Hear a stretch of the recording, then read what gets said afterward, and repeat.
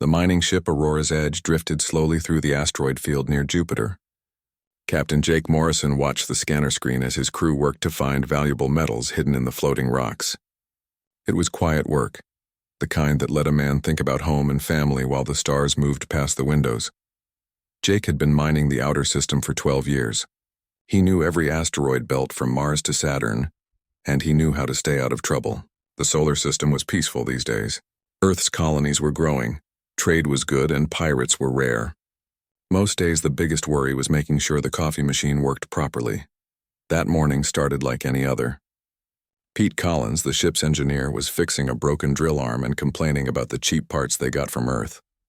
Lisa Brooks sat at the communications station, listening to music from the Mars colonies while she monitored space traffic.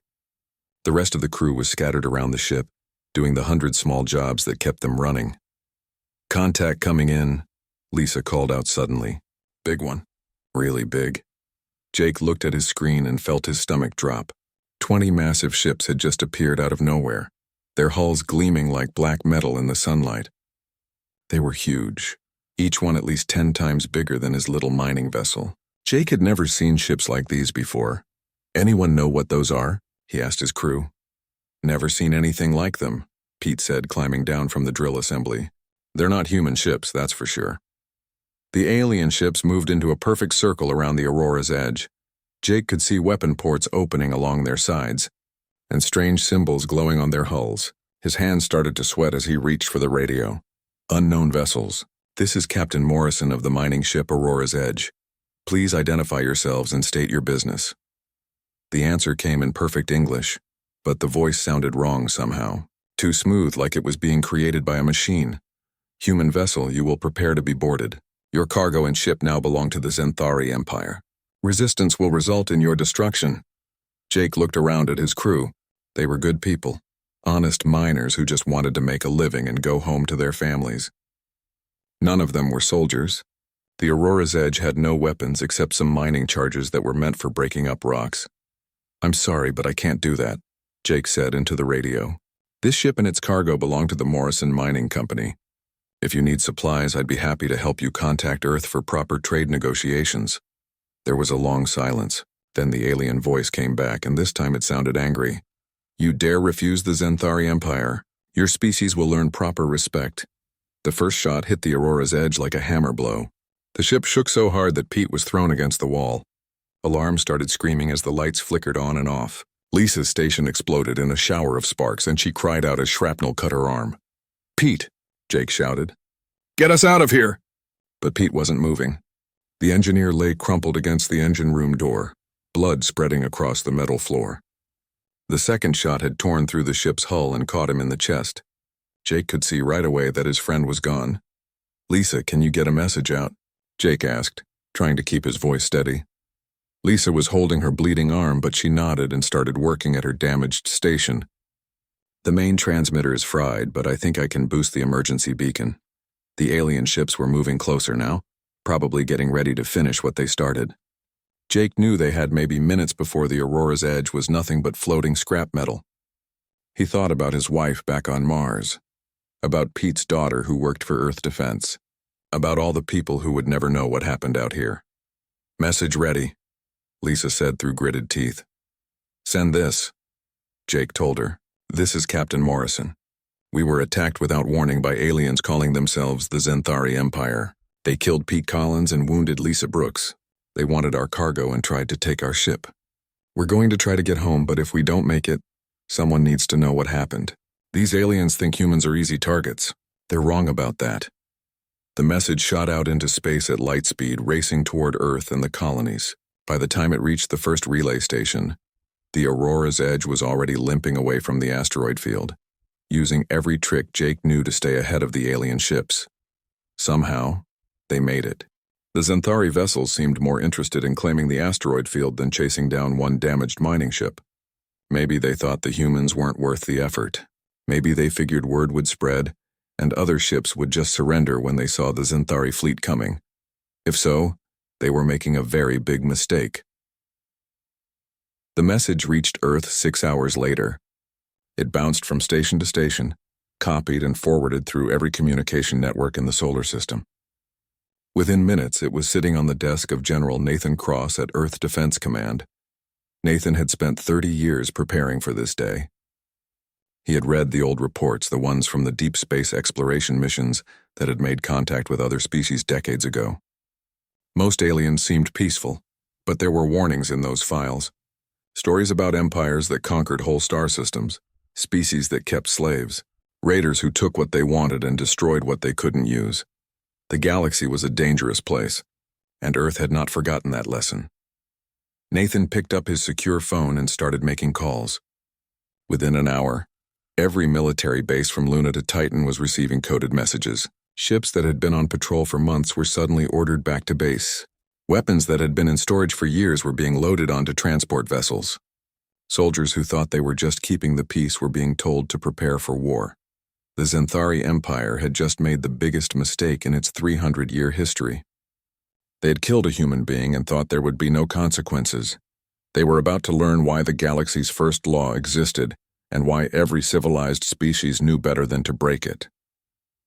General Nathan Cross had not slept in 36 hours. The coffee in his cup had gone cold hours ago, but he kept drinking it anyway as he watched the streams of data flowing across his screens. Every military installation in the solar system was reporting in, and the numbers were better than he had hoped. The Terra protocols had been written 50 years ago by people who understood that humanity might not always be alone in the universe. They had planned for this day, even when others called them paranoid. Now, as Nathan watched ship after ship report ready for combat, he was grateful for their foresight. Dr. Helen Wright arrived at Earth Defense Command just after midnight, still wearing her research clothes from the Europa station. She had been studying alien biology for 20 years. Ever since the first peaceful contact missions had brought back samples and data from other worlds. "Tell me what we're dealing with," Nathan said without looking up from his screens. Helen spread her files across the conference table. Pictures of different alien species, charts showing their biology and behavior, notes from diplomatic meetings that had happened decades ago. "The Xanthari are crystalline beings," she said. Silicon-based life forms that evolved on a high-gravity world. "They're incredibly strong and tough, but they think slowly compared to humans. Their empire is old, maybe thousands of years. They've conquered dozens of species." Nathan finally looked up. "How do they fight?" "That's the interesting part." "They don't, not really. Most alien species gave up warfare long ago. They settle disputes through negotiation or economic pressure. The Xanthari use their size and technology to intimidate other species into surrendering without a fight." "What about their military?" Helen pulled out another file. "Their ships are powerful but designed for show as much as function. They've never faced an enemy that actually fought back. Their tactics are basic. Their commanders are used to easy victories. They've forgotten how to handle real resistance." Nathan smiled for the first time in 2 days. They picked the wrong species to intimidate. Across the solar system, the human war machine was already moving. Admiral Rick Stone stood on the bridge of the battleship Thunder, watching as his fleet assembled around Earth's moon. 12 destroyers, 8 cruisers, and 3 experimental stealth ships that the aliens had never seen before. The destroyers were Rick's favorite ships. Fast, tough, and armed with railguns that could punch holes through anything the aliens could build. The projectiles traveled at incredible speeds, hitting targets with the force of small meteors. No energy shield in the galaxy could stop them. Captain Amy Foster was preparing her stealth frigate Ghost Rider for a very different mission. Her ship used technology that bent light and sound around its hull, making it invisible to most sensors. She would slip into alien space and find out exactly what the humans were up against. On the outer colonies, old soldiers were getting messages that made them smile for the first time in years. Sam Turner had been a Marine sergeant during the colony wars, back when humans were still fighting each other. Now he ran a mining station near Proxima Centauri, but he still remembered how to handle a rifle. Mary Clark had commanded a destroyer during the asteroid pirates conflict 15 years ago. These days she grew food on an agricultural station near Tau Ceti. But when the coded message arrived, she started pulling weapons out of storage and organizing her workers into defensive units. The message was simple. Condition red. Prepare for possible alien attack. Protect civilian populations. Help is coming. But the most important preparations were happening on Earth itself. Engineer Kate Miller was working 20-hour days in the orbital shipyards, converting mining equipment into weapons of war. The same tools that cracked asteroids apart were now being mounted on warships, ready to do the same thing to enemy hulls. The beautiful thing about human technology, Kate explained to her team, is that it's all dual purpose. A mining laser can cut through rock or enemy armor. A cargo hauler can carry supplies or troops. An asteroid tug can move rocks or ram enemy ships. Dr. Bob Hayes was leading a team of scientists in developing new tactics for fighting in space. Humans had been fighting each other for thousands of years, and they had learned every possible way to kill and destroy. Now they were adapting those lessons for use against aliens. The Xanthari think in terms of conquest and submission, Bob explained to a group of ship captains. They're used to enemies who surrender quickly. We're going to show them what happens when they face an enemy that fights back. The key was speed and surprise. Human ships were smaller and faster than the alien vessels. Human commanders were trained to think quickly and adapt to changing situations. Human weapons were designed to cause maximum damage in minimum time. Most importantly, humans were angry. The Xanthari had killed an innocent miner and wounded his crew. They had attacked without warning or negotiation. They thought humans were weak and would be easy to conquer. General Nathan Cross looked at the tactical display showing ship positions throughout the solar system. In less than 48 hours, humanity had mobilized the largest military force in its history. Ships that had been scattered across a dozen star systems were now converging on Earth, ready for orders. The Xanthari Empire had 300 years of easy conquests behind them. They commanded fleets of massive ships and ruled over millions of enslaved beings. They thought they were the strongest force in the galaxy. They had never faced humans in a real fight. Nathan picked up his communication device and opened a channel to every ship, every station, every military unit in human space. This is General Cross. 48 hours ago, aliens attacked a human mining vessel without warning. They killed Pete Collins, a good man who was just trying to make an honest living. They wounded Lisa Brooks, who was doing her job and bothering no one. They think this makes them strong, he paused, looking out at the stars where enemy ships were probably moving through space, confident in their superiority. They're about to learn that killing humans has consequences. The Terra protocols are now in effect. All units are authorized to engage alien forces with extreme prejudice. Show them why the galaxy learned to fear us. Show them why the first law exists. The die was cast. Humanity was going to war. Captain Amy Foster's ship Ghost Rider moved through space like a shadow, invisible to every sensor the Xanthari possessed. The stealth technology wrapped around her frigate bent light and energy in ways that alien science had never encountered. To their instruments, the space around their fleet was completely empty. Amy had been watching the Xanthari for 3 days now, and what she saw made her sick to her stomach. The alien fleet wasn't just raiding for supplies. They were taking prisoners. Hundreds of beings from a dozen different species were being loaded into the cargo holds of massive transport ships like cattle. "Captain," her sensor officer whispered, "I'm picking up communications from the surface of that planet. It sounds like a distress call." Amy looked at the blue-green world below them. It should have been beautiful, but Xanthari ships were circling it like vultures. She could see the burn marks where their weapons had hit cities and spaceports. "What species?" she asked. "The translation computer says they call themselves the Velkari. They're asking for help. They say the Xanthari arrived 2 days ago and demanded surrender.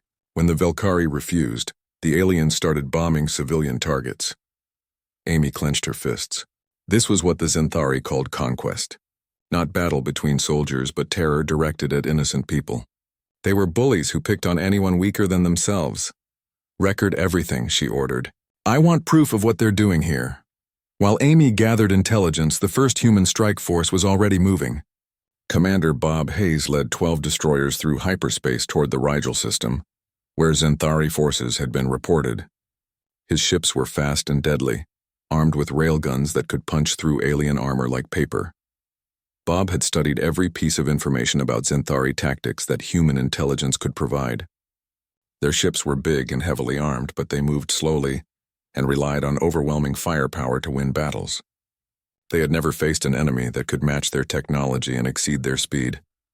"All ships, this is Bob Hayes," he broadcast to his small fleet. "Remember what we're fighting for. They think they can kill humans and face no consequences. We're here to teach them otherwise. The first battle happened at Rigel Station, a small outpost that the Zenthari had captured 3 days earlier. A patrol of 5 alien ships was guarding the station while their crews looted supplies and rounded up prisoners. Commander Tony Evans of the destroyer Hammer approached the patrol alone, broadcasting a simple message: "Release your prisoners and leave this system immediately." The Zenthari response was exactly what Tony expected. They opened fire without warning, their energy weapons lighting up space like miniature suns. But Tony had been ready for that. His ship danced between the alien shots while his railgun targeted the lead enemy vessel. The first shot from the Hammer hit the Zenthari ship in its command section. The projectile, traveling at tremendous speed, tore through the alien armor and exploded deep inside the hull. The massive ship shuddered and began to list to one side. That was the signal for the rest of Bob's fleet to attack. 8 more destroyers dropped out of hyperspace behind the alien patrol, their weapons already charging. The Zenthari found themselves surrounded by fast, deadly ships that hit them from all directions at once. The battle lasted 47 minutes. When it was over, all 5 Zenthari ships were either destroyed or floating dead in space. The human fleet had not lost a single vessel. Admiral Vextar received the news of the defeat while he was planning the conquest of another star system. At first, he refused to believe it. A patrol of 5 ships destroyed by primitive humans? It had to be some kind of mistake. But then more reports started coming in.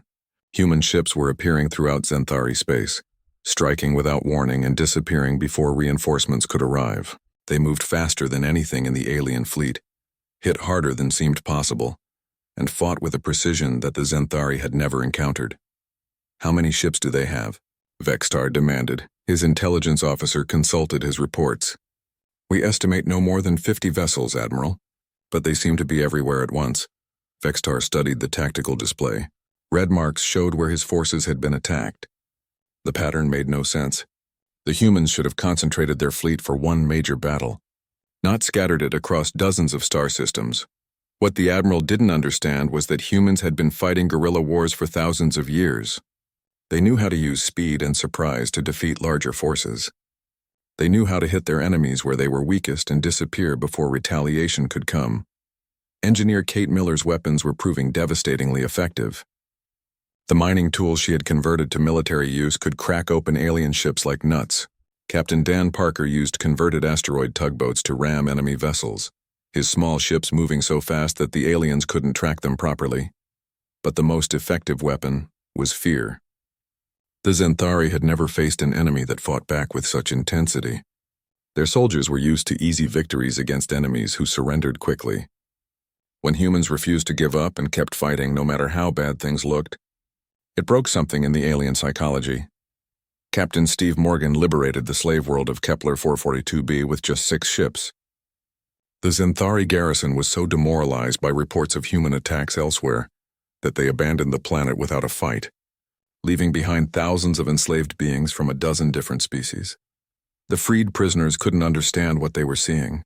Humans were supposed to be a primitive species from a small world on the edge of the galaxy. How were they defeating the mighty Zenthari Empire so easily? Steve tried to explain it to a grateful Velkari leader. The Zenthari have forgotten how to fight real wars. They're used to easy victories against people who can't fight back. But humans never forgot. We've been fighting each other for our entire history. War is what we do best. The alien leader looked at Steve with something like awe. Your species fights wars against itself? All the time, Steve said. We've been perfecting the art of warfare for thousands of years. The Zenthari think they're warriors, but they're just bullies. There's a difference. Back in Zenthari space, Admiral Vextar was starting to panic. His fleet was being picked apart piece by piece, and he couldn't seem to strike back effectively. Every time he concentrated his forces to attack a human position, the humans would simply disappear and attack somewhere else. Admiral, his communication officer reported, we're receiving surrender demands from the human fleet. Surrender demands? From them? Vextar couldn't believe what he was hearing. What are their terms? The message was short and simple. Release all prisoners. Withdraw from all conquered territories. Submit to judgment for your crimes against peaceful species. You have 24 hours to comply. Vexatar laughed, but it sounded forced even to his own ears. Reply that the Zenthari Empire does not negotiate with primitives. But even as he sent the message, Vextar was beginning to understand that he had made a terrible mistake. The humans weren't primitives. They were something much more dangerous than that. They were predators, and they had been hunting his people for weeks without him even realizing it. News of the human victories spread through hyperspace faster than the ships themselves. On 1,000 different worlds, enslaved species huddled around secret communication devices, listening to reports that seemed too good to be true. The mighty Xanthari Empire, which had crushed entire civilizations without effort, was being systematically destroyed by a species most aliens had never heard of. Captain Steve Morgan stood on the bridge of his battleship Liberty as it approached another slave world. This one was home to a species called the Taylor, who had been conquered by the Xanthari 50 years ago. According to intelligence reports, the planet's population had been reduced to just 10 million, down from over 1 billion before the invasion. "Sir," his tactical officer reported, "I'm reading 12 Xanthari ships in orbit. They're not moving to intercept us." Steve wasn't surprised. Word of human capabilities had spread through the alien fleet, and many Xanthari commanders were now avoiding battles they couldn't win. Fear was becoming humanity's most effective weapon. "Open a channel to the planet," Steve ordered. The face that appeared on his screen was definitely not human. The Taller had blue skin and large eyes that seemed to glow with their own light. This one wore the simple clothes of a worker, but he carried himself with the dignity of a leader. "I am Elder Cross of the Taylor people," the alien said. "Are you truly human warriors?" "We are," Steve replied. "We're here to free your people." Elder Cross's eyes widened. "But how is this possible? The Xanthari have ships that can destroy cities. They have weapons that can break planets. How can you defeat them?" Steve smiled grimly. "Because they've forgotten how to fight people who fight back. The battle for the Talar homeworld lasted 6 hours. The Xanthari ships tried to use the planet as a shield, threatening to bombard the surface if the humans attacked. It was exactly the kind of tactic that had worked for them against other species. But humans had dealt with hostage situations before. Captain Larry Johnson's stealth ship slipped past the alien defenses and disabled the orbital weapons platforms. Meanwhile, Captain Carol Anderson led a direct assault that drew the Xanthari ships away from the planet. The aliens fought harder than usual, probably because they were running out of places to retreat to. But their tactics were still predictable, their movements still slow. When the battle ended, 8 Xanthari ships were destroyed and 4 others were fleeing into hyperspace. Elder Cross wept when he saw the human ships land on his world's surface. Soldiers in power armor emerged from the landing craft, but instead of conquering, they brought medical supplies and food. The first words they spoke were, "You're free." Dr. Carol Anderson was coordinating the entire campaign from Luna Command, and she was starting to understand just how vast the Xanthari Empire really was. Her screens showed reports from dozens of star systems, each one revealing new horrors that the aliens had committed. "They're not just conquerors," she explained to General Nathan Cross during their daily briefing. "They're parasites. They find a species that can't defend itself, destroy their military, and then use the survivors as slave labor. They've been doing this for centuries." Nathan studied the strategic display. Red dots showed Xanthari strongholds, while blue dots marked liberated worlds. The blue was spreading faster each day as human forces struck deeper into alien territory. "How are they responding to our attacks?" he asked. "Badly," Carol replied. "Their command structure is too rigid. They can't adapt to our tactics. Every time they try to concentrate their forces, we hit them somewhere else. Every time they spread out to protect their holdings, we punch through their weakened defenses." The Xanthari military was discovering that humans fought wars very differently than other species. Most galactic conflicts were formal affairs, with clearly defined battle lines and predictable strategies. Human warfare was chaos given form, a constantly shifting pattern of attack and retreat that the aliens couldn't follow. Commander Dan Parker had been leading hit-and-run attacks against Xanthari supply lines for 2 weeks. His small fleet of converted cargo ships could strike without warning and disappear before the enemy could respond. The aliens were starting to run short of fuel and ammunition, which made their massive ships less effective. "The beauty of human tactics," Dan explained to his crew, "is that we don't fight fair. We hit them where they're weak when they're not expecting it, with weapons they've never seen before. Honor and glory are fine for parades, but winning is what matters in war." Meanwhile, Captain Amy Foster's intelligence gathering was revealing the true scope of the Xanthari Empire. Her stealth ship had mapped dozens of star systems, identifying major military bases and slave worlds. What she found was both encouraging and terrifying. "They're spread too thin," she reported to Admiral Rick Stone.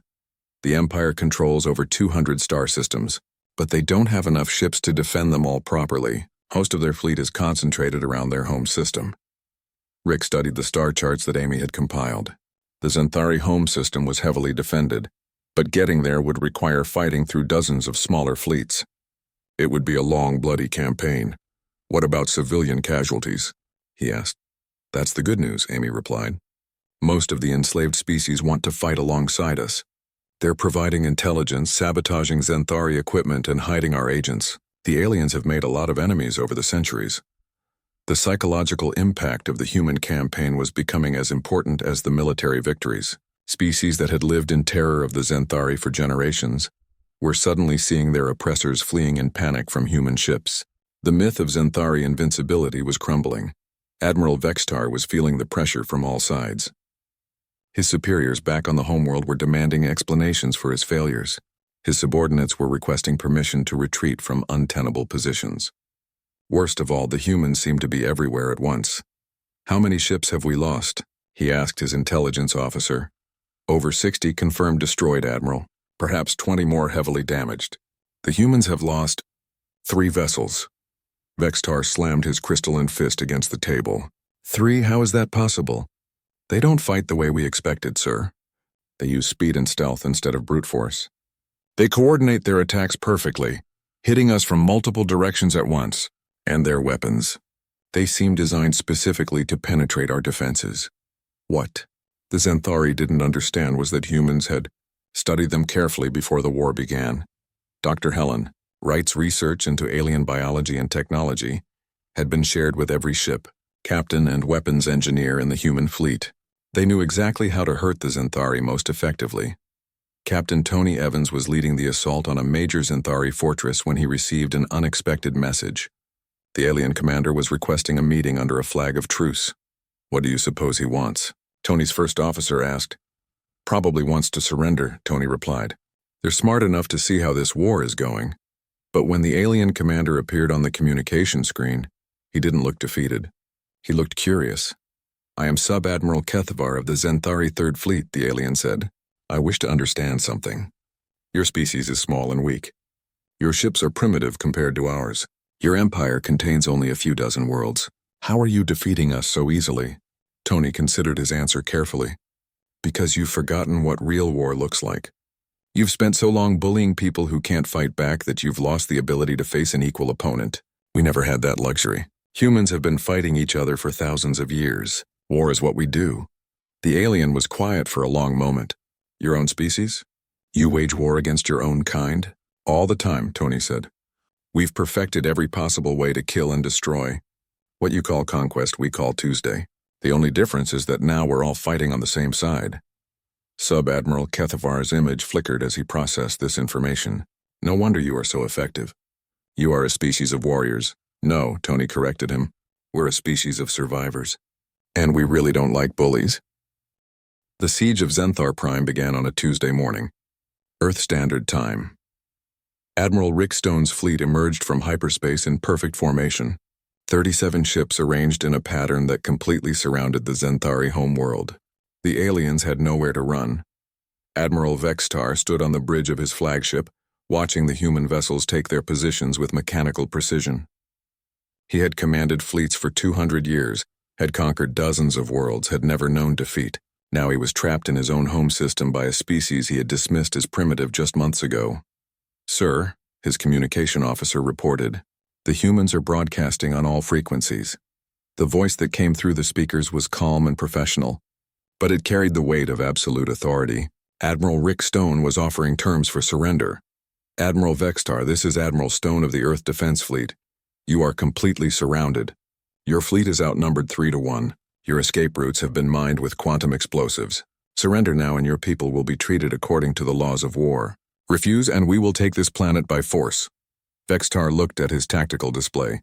The human ships were positioned perfectly, covering every possible angle of attack or retreat. Worse, his sensors were detecting the signatures of those invisible human minds throughout the system. The route back to the rest of Zenthari space was completely blocked. "How many ships do we have?" he asked his tactical officer. 12 heavy cruisers still operational, Admiral. The orbital defense platforms are at full strength. But, sir, the humans have those stealth ships. They could already be inside our perimeter. Vexitar knew his officer was right. The human stealth technology was beyond anything the Zenthari possessed.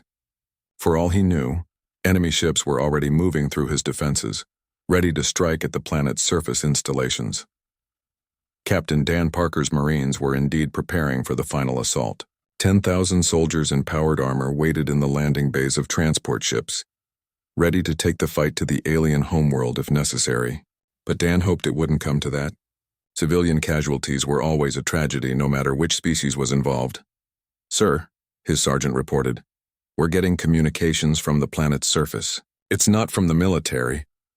Dan listened to the translated messages with growing amazement. The civilian population of Zenthar Prime was calling for their own government to surrender. 3 months of defeats had broken the myth of Zenthari superiority, and the common people wanted the war to end before their world was destroyed. General Nathan Cross was monitoring the situation from Earth, watching as the culmination of humanity's first interstellar war played out on his screens. The campaign had lasted 4 months and covered dozens of star systems. Human casualties had been remarkably light, while the Zenthari Empire had effectively ceased to exist as a military force. "Sir," his aide reported, "we're receiving a message from the Zenthari Admiral." Nathan nodded. "Put him through." Admiral Vexitar's image appeared on the screen, and Nathan was surprised by what he saw. The alien looked exhausted, defeated, but not angry. If anything, he seemed relieved that the fighting was finally going to end. "General Cross," Vexitar said, "I am prepared to discuss terms for the surrender of all Zenthari forces." The negotiations were conducted by Ambassador Julia Martin, a former military officer who understood both warfare and diplomacy. She had spent years preparing for this moment, studying alien psychology and galactic law to ensure that any peace treaty would be both fair and lasting. The terms were straightforward. Complete withdrawal from all conquered territories, reparations to enslaved species, recognition of human space sovereignty, full disclosure of Zenthari military capabilities and bases. Most importantly, a formal agreement never to attack human vessels or colonies again. "These terms are acceptable," Vexitar said after consulting with his government. "But I must ask, why are you being so lenient? You could demand our complete destruction." "Your military superiority is absolute," Julia smiled sadly. "Because humans know the difference between justice and revenge. We fight to protect ourselves and others, not to conquer or destroy. Besides, the galaxy is big enough for all of us to coexist peacefully." The formal surrender ceremony took place aboard Admiral Stone's flagship. Representatives from dozens of liberated species attended, watching as the Zenthari Empire officially ceased to exist. Vexitar signed the documents with hands that shook slightly, officially ending 3 centuries of alien domination. Captain Jake Morrison was there too, fully recovered from his ordeal months earlier. He stood beside Lisa Brooks, who had healed from her injuries and returned to active duty. They were the ones who had started this war by refusing to submit to alien demands. Now they were witnessing its end. "Pete would have liked to see this," Jake said quietly. Lisa nodded, thinking of their friend who had died in the first alien attack. "He always said bullies only understand one language."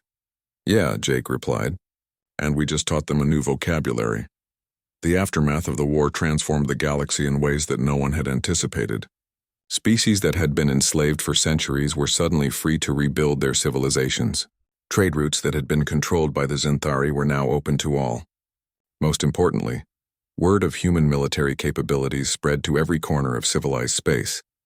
Dr. Helen Wright found herself appointed as Earth's first ambassador to the Galactic Council, the ancient organization that tried to maintain peace between different species. Her first speech to the assembled delegates was broadcast throughout known space.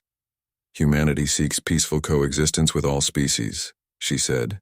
"We have no desire for conquest or domination, but we will defend ourselves and others against those who choose aggression over diplomacy. Let this war serve as a reminder that peaceful species are not helpless species." The old galactic law about not provoking humans was officially updated and rebroadcast. The new version was much more specific about the consequences of attacking human vessels or territories. Every spacefaring species received copies in their own language, along with detailed recordings of recent battles. Captain Amy Foster returned to patrol duties along the former Zenthari border, now flying a ship equipped with the latest human technology.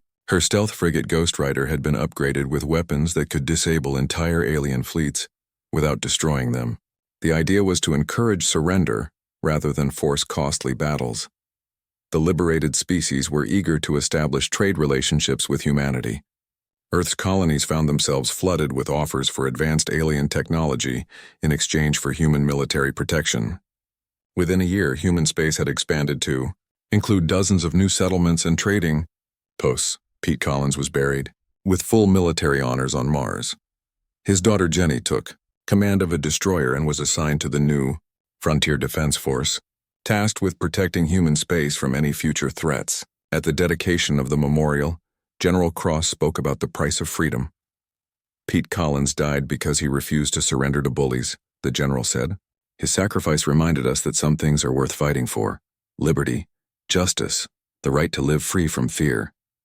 The galaxy is safer today because good people like Pete were willing to pay the ultimate price for those ideals. Lisa Brooks married her tactical officer in a ceremony attended by half the Earth fleet. Their wedding became a symbol of humanity's resilience, proof that life could flourish even after the darkest times.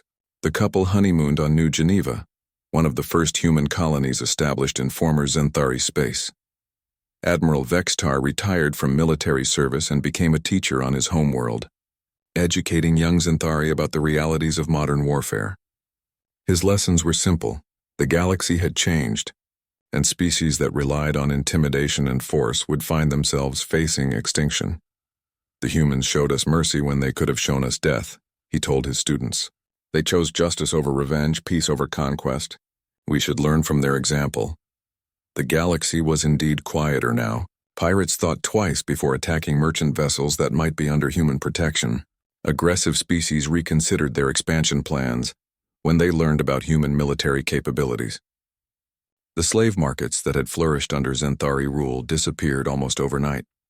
But perhaps the most important change was in how the galaxy viewed warfare itself. For centuries, most species had assumed that superior technology would always triumph over primitive determination. The human campaign had proven that assumption false. Dr. Carol Anderson's final report to the Galactic Council contained a warning that was both sobering and hopeful. Humanity demonstrated remarkable restraint in this conflict. We could have easily exterminated the Zenthari entirely, but we chose to offer mercy instead. This should not be mistaken for weakness. It should be seen as evidence of what civilized species can accomplish when they work together. The Outer Rim was peaceful now. The slave worlds were free. Children of a dozen different species grew up without fear of alien conquest. And somewhere in human space, new ships were being built and new soldiers were being trained just in case someone else decided to test the galaxy's most important rule.